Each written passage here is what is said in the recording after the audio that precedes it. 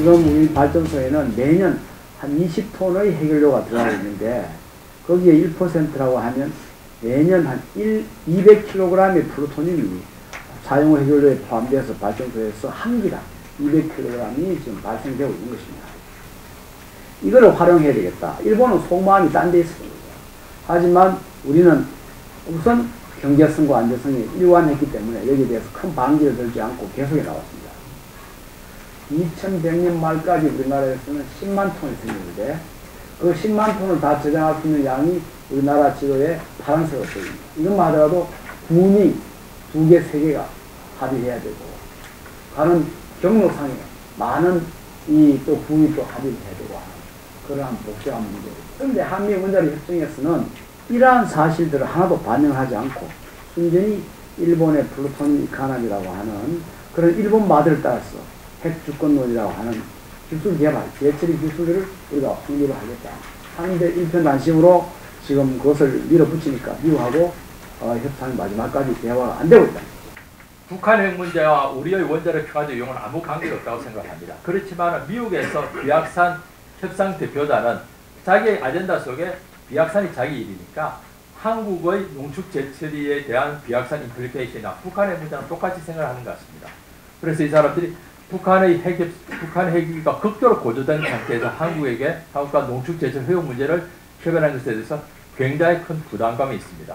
제가 볼 때는 우리는 이러한 그 상황의 현재의 좀 그런 어려운 상황을 볼 때 조금은 한번은 시간을 벌고 가는 게 좋지 않겠나 그런 생각을 해봤습니다. 즉 다시 말해서 우리나라가 그동안에 몇 년간의 핵협상을 위해서 분위기 조성을 위해서 많이 노력을 해봤습니다만 갑작스러운 북한의 아주 심각한 핵도발 그리고 국내 핵무장론을 볼 때 미국이 기존의 입장을 견제하려고 하고 한국은 우리의 농축 재처리에 대해서 절대 연구할 수 없는 입장입니다. 이랬을 때 우리의 스마트 전략은 이러한 그 고비가 좀 지나가도록 하자는 것이 아닐까 그런 생각을 하고 미국이 오랫동안 핵을 갖고 있으면서도 비약산을 강조했지만 특히 이 오바마 행정부에 와가지고 비약산에 대한 주제는 외교 정책에 있어서의 가장 제1 기조와 같습니다. 이 안보 측면에서 다루고 있는 의회의 입장은 행정부보다도 더욱더 강경하다라고 볼 수가 있는 것이죠. 더욱더 상황이 악화된 것은 어떻게 보면 북한의 3차 핵실험 그리고 여기서 같이 터져나온 우리의 핵무장론입니다.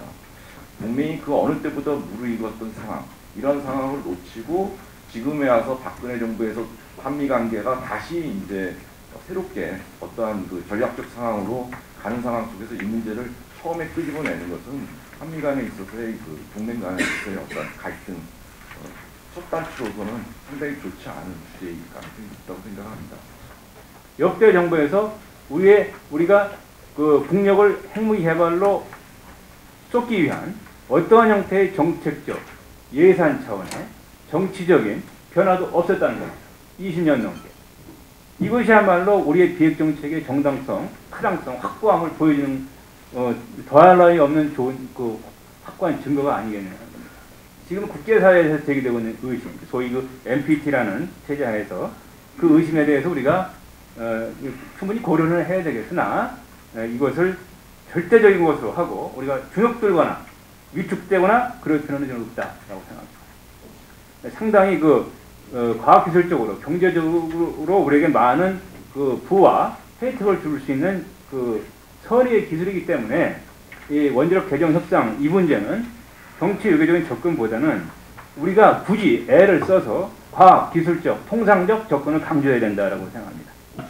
사실은 한미 원자력 협정 개정은 사실은 우리가 이런 문제를 경제적인 문제를 해결하는데 굉장히 중요한 디딤돌로서 협상을 하는데 우리 국민들은 오히려 이것이 원폭을 가지는 그런 협상으로 이해하는 사람이 더 많고 그렇게 이야기하는 것이 국민들한테 호응이 높았고 상당히 이 괴리가 있다. 실제하고 국민들 괴리가 높다는 것.